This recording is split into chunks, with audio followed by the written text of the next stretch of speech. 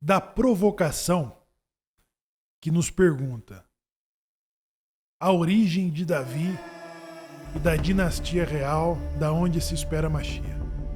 Nós podemos, obviamente, iniciar do patriarca Avraham, que tem o mérito de fazer a busca daquilo que Deus prometeu, de ir à terra, a terra que lhe mostrarei. Nessa trajetória e decisão, Avraham é acompanhado pelo seu sobrinho Lot. Sobrinho Lot, que heroicamente decide a ir a esse lugar desconhecido, saindo de uma terra próspera, de uma terra rica, que era Ur dos Caldeus, enfrentando os desafios, todos os desafios e os testes destinados ao patriarca Avraham. Porém, entre esses testes estava a briga dos interesses de Lot com os pastores de Avraham, que diante da briga, diante da confusão, Avraham faz a proposta justa, dizendo: não é justo que os nossos pastores briguem. Se você for para a direita, eu irei à esquerda. Se para a esquerda, eu irei à direita. E Lot, ele vai escolher os caminhos das campinas de Sodoma, um lugar próspero, rico, que poderia exatamente atender às suas ambições e os seus projetos de vida. Bom, Avraham vai prosseguir com o seu caminho de generosidade, cumprindo com todos os testes destinados a ele. Dentre esses testes, novamente vai se deparar com os conflitos de garantir, através da sua generosidade, de salvar a Lot, seu sobrinho, que será vítima de um sequestro da Guerra de 5 Reis, o que biblicamente conhecemos como a Primeira Guerra Mundial.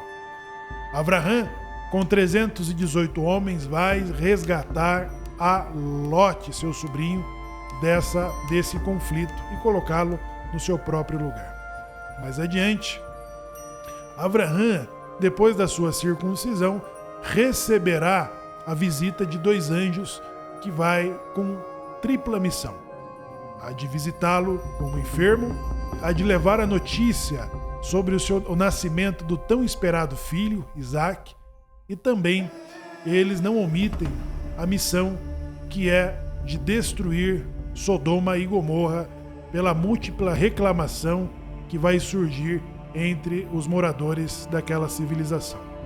Avraham vai interceder pela subsistência e pela não destruição daquelas cidades, interpelando a Deus pela presença de 50 justos e reduzindo de 40, 30, 20 até 10 justos, para que Deus não destruísse a cidade de Sodoma e Gomorra se nela houvesse, no mínimo, 10 justos.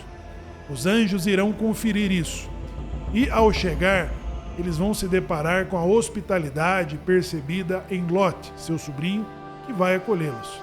Porém, não se encontra os 10 justos necessários para poupar a cidade da destruição.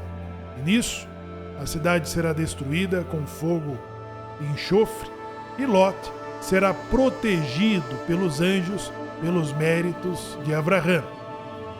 Na percepção da destruição do mundo de que Lot e suas filhas têm, eles, pela alta preservação, eles vão manter uma relação incestuosa de alta preservação. Embriagado pelas filhas, primeiro pela mais velha e depois pela mais nova, Lot vai ter com suas filhas filhos que serão chamados de Amnon e Moabe, que vai ser as 2 nações que vai surgir de Lot pela promessa que Deus fez.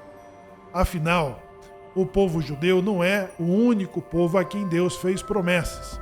Nós também teremos os descendentes de Ismael, da relação de Agar com Avraham, também de Esav, irmão de Jacove, descendente de Isaac, de Efraim, descendente de Jacove, como também de Lot, sobrinho de Avraham.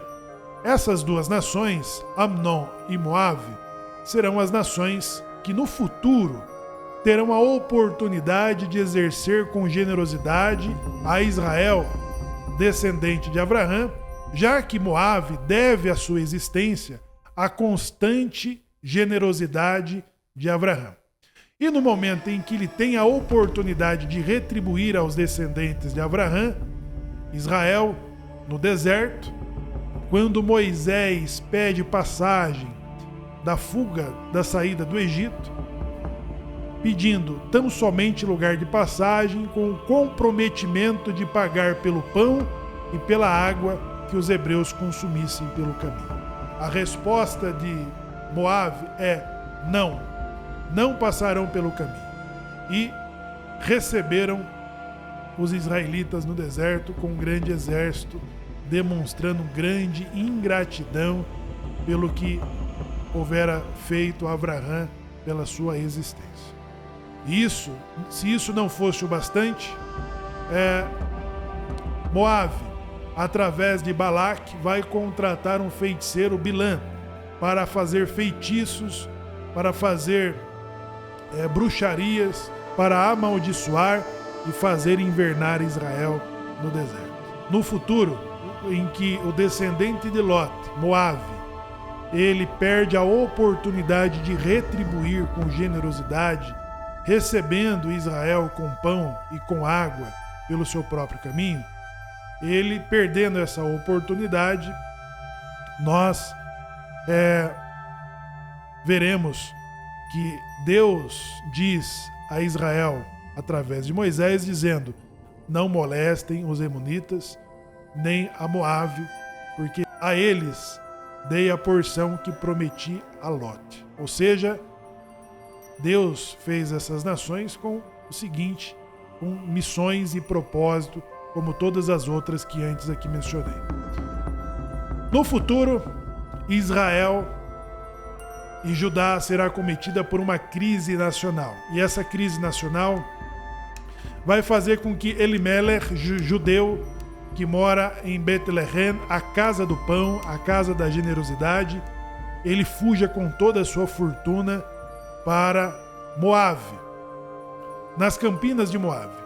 E nas campinas de Moabe, Elimelech e sua esposa Naomi e seus 2 filhos vão estabelecer morada com toda a sua riqueza.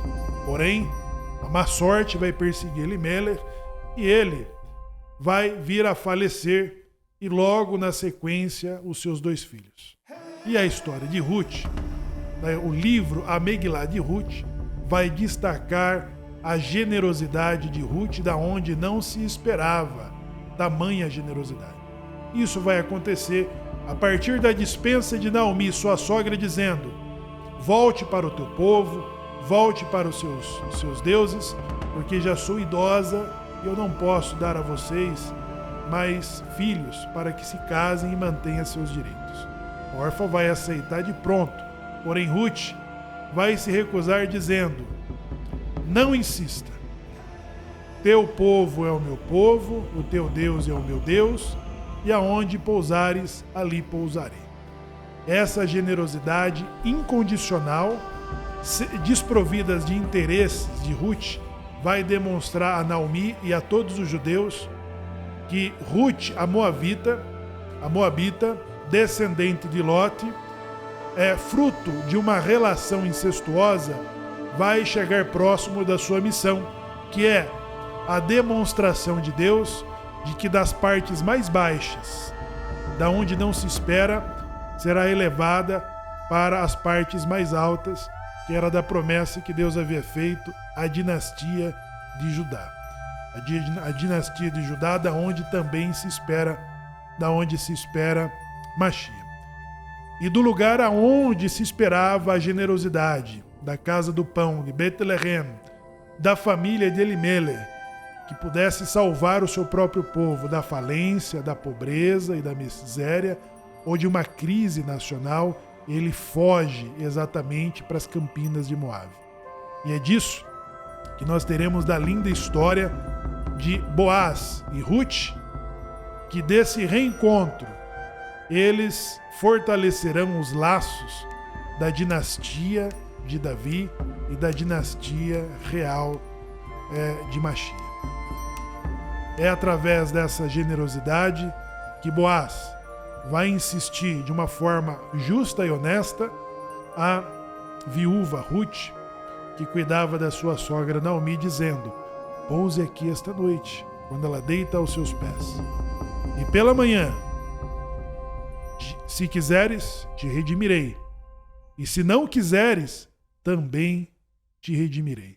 Já que Boaz não era exatamente o imediato que podia resgatar a Naomi e os seus bens, como a própria Ruth, ele vai adquirir esse direito e vai se casar com a permissão do conselho dos anciãos do local e se tornar o pai de Obed, o pai de Jessé, que é o pai de Davi, que se torna rei de todo Israel, da onde surgiram uma dinastia, uma importante dinastia de Judá, da onde também nós esperamos Mashiach para Geulá, para a redenção final.